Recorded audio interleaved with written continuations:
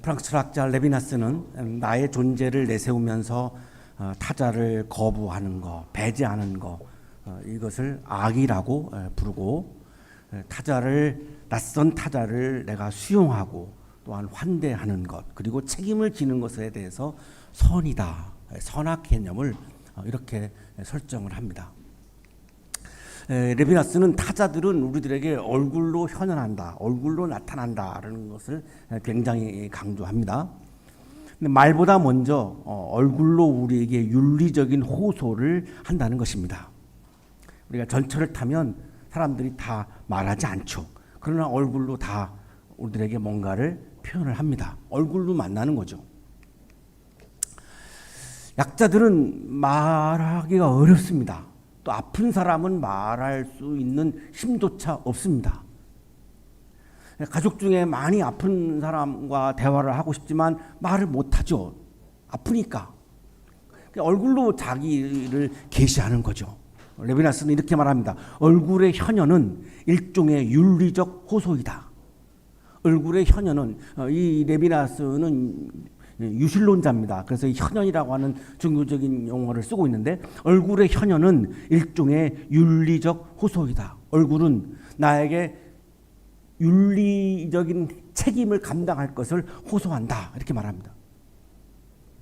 제가 군목으로 5년 동안 일을 했습니다. 제 계급은 대위였습니다.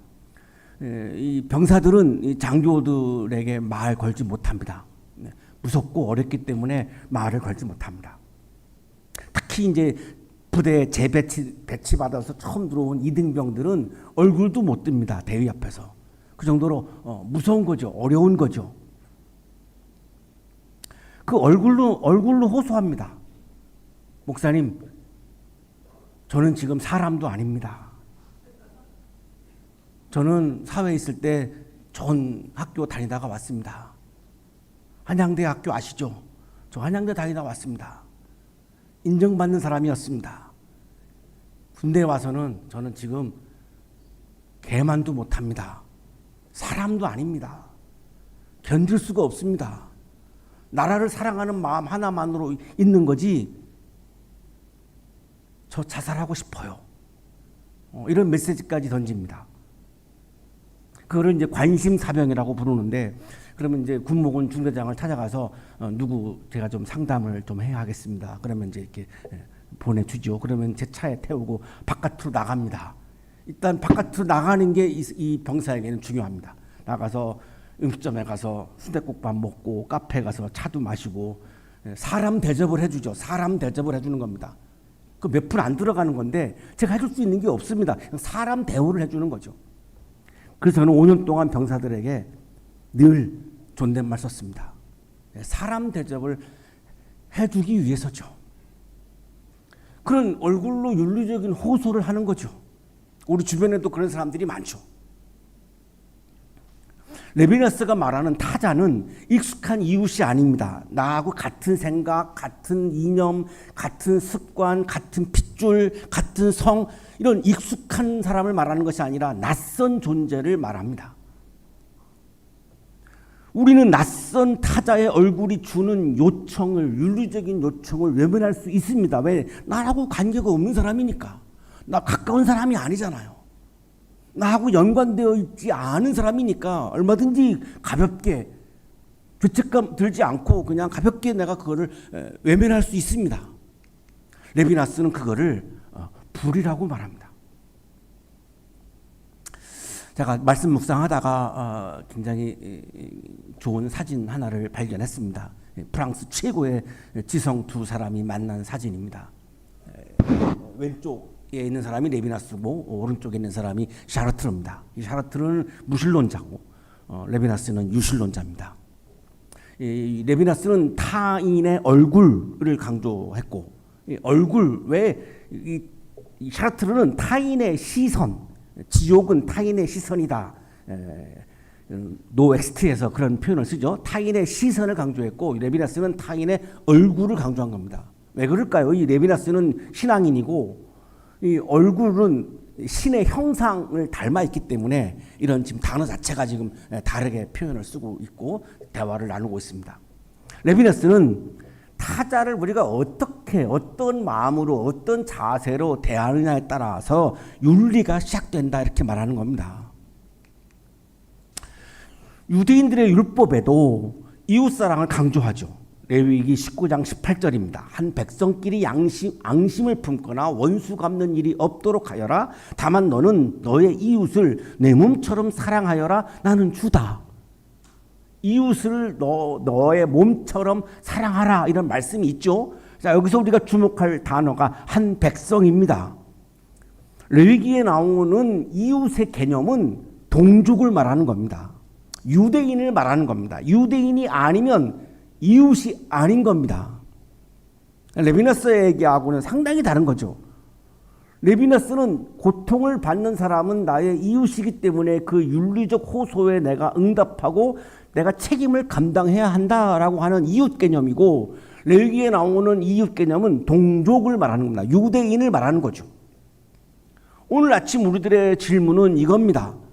그렇다면 신앙인은 나와 같은 성, 같은 민족, 같은 이념, 같은 신앙, 같은 인종에 속한 사람만 사랑하고, 경계 안에 있는 나와 같은 경계 안에 있는 사람만 사랑하고 경계 바깥에 있는 사람은 배제해야 하는 것인가? 그것이 신앙적인 것인가? 라고 하는 질문입니다. 왜냐하면 레위기 19장 18절에 나오는 이 이웃 개념이 동족으로 제한하고 있기 때문입니다. 이웃을 동족으로 제한하고 있기 때문에 오늘은 우리가 이런 질문을 할 수밖에 없는 거죠. 그러면 동족만 사랑해야 합니까? 경계 바깥에 있는 사람은 그러면 배제해야 하는 것입니까? 라고 질문하는 거죠. 이 질문에 대해서 예수님께서는 오늘 본문을 통해서 분명하게 대답을 하십니다. 오늘 본문을 통해서 예수님이 답변하시는 가장 중요한 강조점은 이웃이 누구다라고 하는 겁니다. 이웃은 누구다? 과연 예수님도 그러면 이웃을 동족의 개념으로 말씀하셨을까? 오늘 본문에서 이 답을 찾아보려고 하는데요.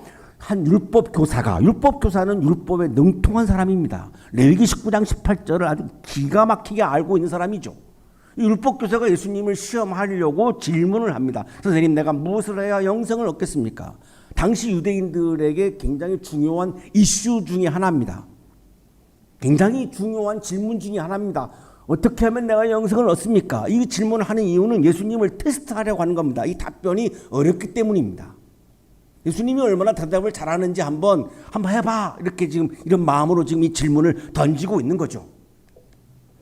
예수님이 질문으로 대답을 합니다. 율법에 무엇이라고 기록되어 있으며 너는 그것을 어떻게 읽고 있느냐? 너 율법 교사지. 그러면 율법에는 어떻게 해야지 영생을 얻는다고 기록되어 있느냐라고 예수님이 이제 물으시는 겁니다. 율법 교사가 대답합니다. 내 마음을 다하고 내 목숨을 다하고 내 힘을 다하고 내 뜻을 다하여 주 너희 하나님을 사랑하라 하였고 또 내 이웃을 내 몸같이 사랑하라 하였습니다. 이게 레위기 19장 18절. 너무나 율법에 능통하니까 그냥 다 외우는 겁니다. 지금 레위기 19장 18절을 외워서 대답을 하는 거죠.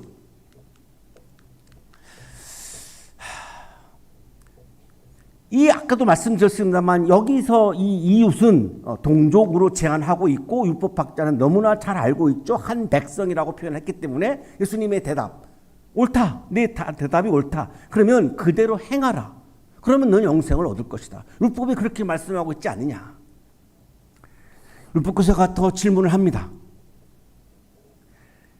율법에 나와 있는 이웃은 동족으로 제한하고 있는 것을 알고 있고 자기도 그거를 확신하고 있는데 가만히 보면은 예수님은 그렇지 않은 것 같거든요. 예수님께서는 이방인들도 만나고 이방인들을 막 칭찬하고 이방인들이 최고의 신앙인이라고 그러고 이방인들을 배제하지 않고 이방인들도 다 치료해주고 하는 것을 보고 있기 때문에 당신이 옳지 않고 내가 옳다. 레위기 19장 18절에 의하면 동족만 이웃으로 설정하는 내가 옳지 않느냐라고 하는 것을 말하고 싶은 거죠. 그래서 이렇게 질문을 하는 겁니다. 그러면 내 이웃이 누구입니까? 내 이웃이 누구입니까? 이웃을 사랑하라고 하셨는데 레위기 19장 18절에 그럼 내 이웃이 누구죠? 동족이잖아요. 당신은 이웃 설정이 잘못되어 있잖아요. 이렇게 지금 대들고 있는 거죠. 내가 옳다는 거예요. 이웃을 동족의 개념으로 경계 안에 있는 사람들로 제한하는 내가 옳다라고 하는 거죠. 이거 우리 안에도 있는 거의 본능과 같은 경계 짓기죠. 우리도 살면서 경계를 자꾸만 짓습니다. 이 경계를 구분하죠. 그래서 나와 같은 경계 안에 있는 사람은 옳은 사람이고 나와 같은 경계 바깥에 있는 사람은 불의한 사람으로 우리는 설정을 합니다.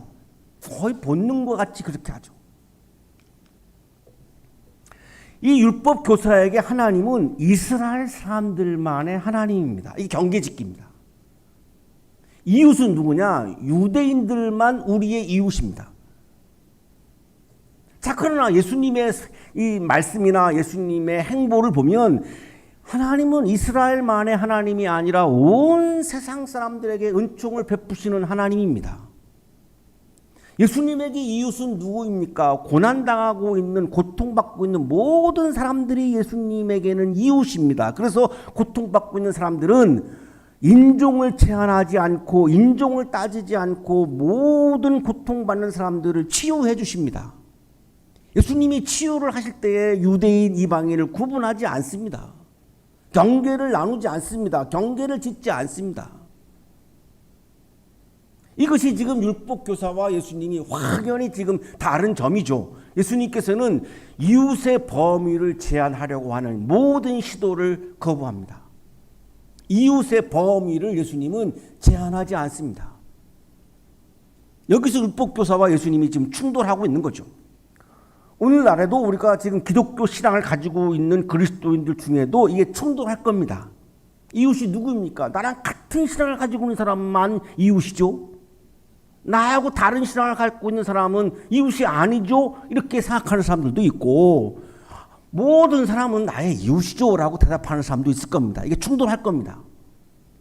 그래서 이웃의 본질을 말씀하려고 예수님이 비유로 이제 말씀을 하십니다. 이웃의 본질은 이렇다라고 하는 것을 율법교사에게 설명하기 위해서 하나의 비유를, 그 유명한 선한 사마리아인의 비유를 말씀하신 거죠.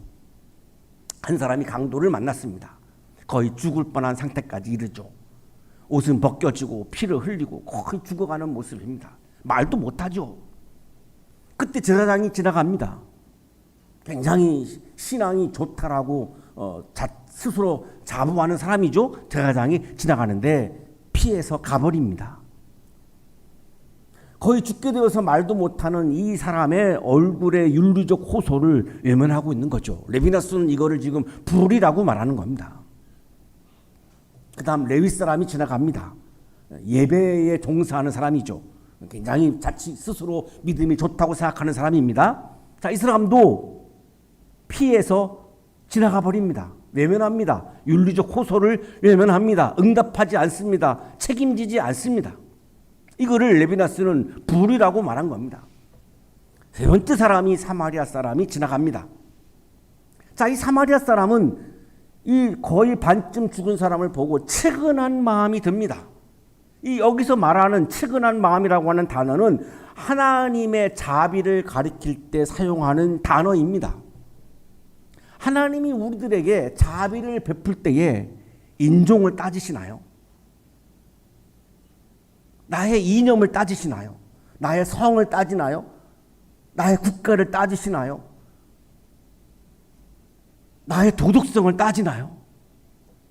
하나님의 자비는 그냥 고통당하고 있는 사람들에 대해서 측은한 마음을 갖는 거죠. 이게 지금 이 사마리아 사람이 이 측은한 마음이 들었다라고 하는 이 표현은 하나님이 우리를 향한 자비의 마음을 품으실 때의 바로 그 장면입니다. 가까이 가가지고 상처에 올리브 기름과 포도주를 붓고 싸매어 주고 자기 짐승 아마 나았겠죠. 태워가지고 여관으로 데리고 가서 돌보아 주고 자기는 또 이제 장사하러 가야 되니까 여관 주인에게 이틀분 노동자 임금 이틀분을 주면서 돌보아 주십시오. 혹시 내가 더 늦어져서 늦게 오면 그 다음 비용도 내가 다 지불하겠습니다. 이렇게 말하는 겁니다. 유대인과 사마리아인은 적대적 관계입니다. 북왕국 남왕국으로 분열되죠. 남왕국은 예루살렘을 중심으로 하고 있고 북왕국은 사마리아를 중심으로 하고 있는데 아시리아가 쳐들어와 가지고 이민 정책을 펴서 여기 있는 사람들을 바깥으로 이민을 보내고 많은 이방인들을 여기에 들어오게 했습니다. 그러니까 사마리아 지역에 있는 사람들은 굉장히 많이 피가 섞여 있는 이방인들이 피가 많은 겁니다. 그러니까 남왕국의 사람들은 이 사마리아 사람들을 유대인으로 인정하지 않습니다. 그래서 굉장히 적대 관계죠. 그런데 신앙이 좋다고 자부하고 유대인이었던 제사장과 레위인은 윤리적 호소에 응답하지 않았고 적대 관계에 있는 사마리아 사람은 위험을 무릅쓰고 자기가 가지고 있는 소유를 내놓으면서 그 반쯤 죽어가는 사람의 윤리적 호소에 응답하고 그 사람의 생명에 대해서 책임을 졌습니다. 예수님의 이 비유는 이것이 이웃의 본질이다라고 말씀하는 겁니다. 동족이라고 해서 이웃이 아니라는 겁니다. 같은 생각을 갖고 있다고 해서 나랑 비슷하다고 해서 나랑 이념이 같다고 해서 나와 국가가 같다고 나와 민족이 같다고 해서 나하고 생각이 비슷하다고 해서 이웃이 아니라는 겁니다. 고통을 당하고 있는 사람들은 모두 우리의 이웃이고 우리는 고통받는 사람에게 누구든지 이웃이 되어 주어야 한다라고 하는 이웃의 지금 본질을 말씀하고 있는 거죠. 묻습니다. 예수님이 이 세 사람 중에 누가 강도 만난 사람의 이웃이 되어 주었다고 생각하느냐? 율법교사가 말합니다. 자비를 베푸는 사람입니다. 동족이 아닙니다. 자비를 베푸는 사람입니다. 인종이 아닙니다. 자비를 베푸는 사람입니다. 가서 너도 이와 같이 하여라. 고통당하고 있는 사람을 이웃으로 여기고 너도 그 사람의 이웃이 되어 주어라. 예수님께서는 이웃을 판단하고 구분하지 말라는 겁니다. 너는 나의 이웃이야, 너는 나의 이웃이 아니야 이렇게 나누지 말라는 겁니다. 나누지 말고 내가 고통받고 있는 모든 사람의 이웃이 되어 주라는 겁니다.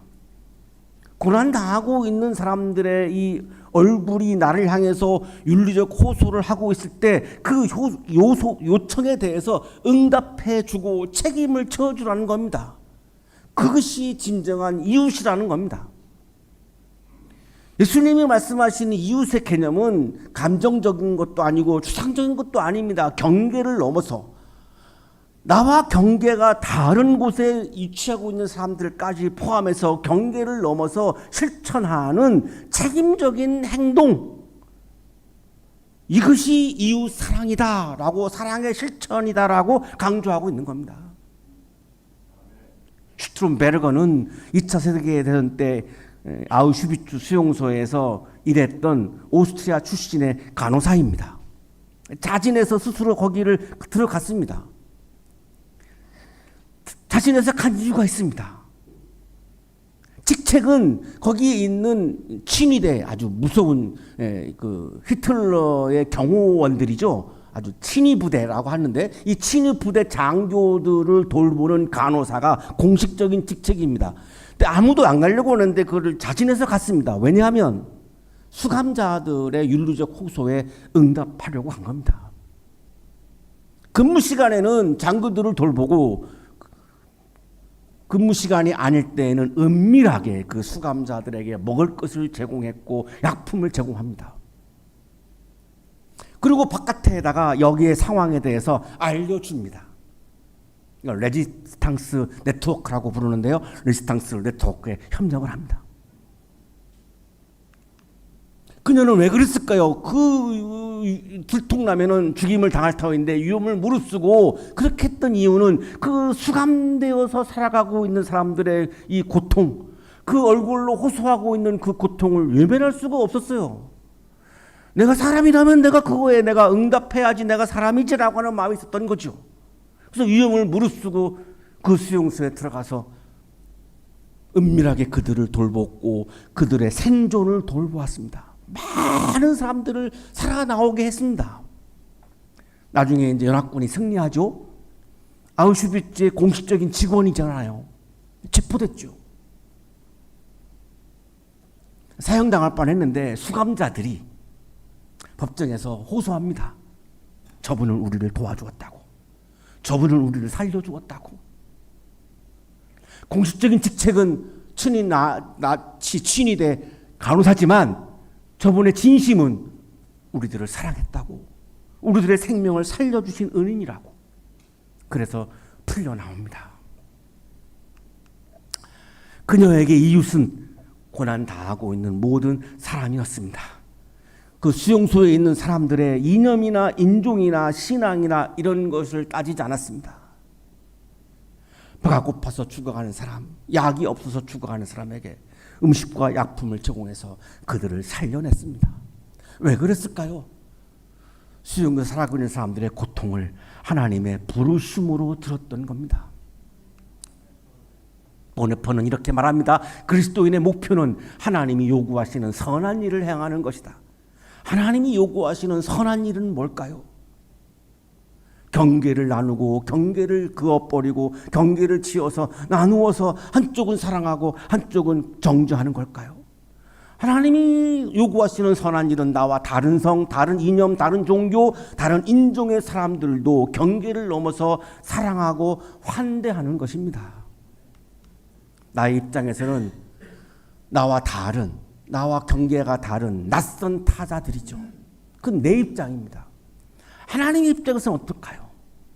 하나님 입장에서는 다 하나님의 자녀입니다.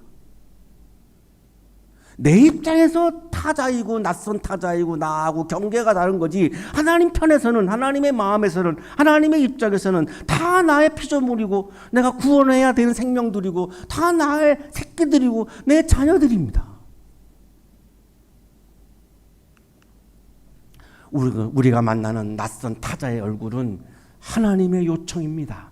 우리는 그 요청을 듣고 응답하는 사람이 바로 그리스도인입니다. 사랑하는 한양가족 여러분, 경계를 넘어서 사랑할 때 그리스도의 사랑은 우리를 통해서 세상에 드러나게 됩니다. 우리 그리스도인들마저 경계를 나누고 경계를 긋고 한쪽만 사랑하고 한쪽을 정죄하면 이 선한 사마리아인의 비유를 통해서 말씀하시는 하나님의 이웃사랑이 세상에 드러나지 않습니다. 오늘 주님께서 말씀하신 선한 사마리아인의 비유를 통해서 말씀하신 이 이웃사랑, 사랑의 실천이 이 세상에 드러나려면 우리 같은 그리스도인들이 경계를 넘어서 모든 고통받는 사람들을 나의 이웃으로 받아들이고 그들의 윤리적 호소에 내가 응답하고 책임을 질 때에 그리스도의 사랑이 온 세상에 퍼져나가게 될 것입니다. 경계를 넘는 사랑의 기쁨이 여러분의 삶에 충만하시기를 간절히 축원합니다.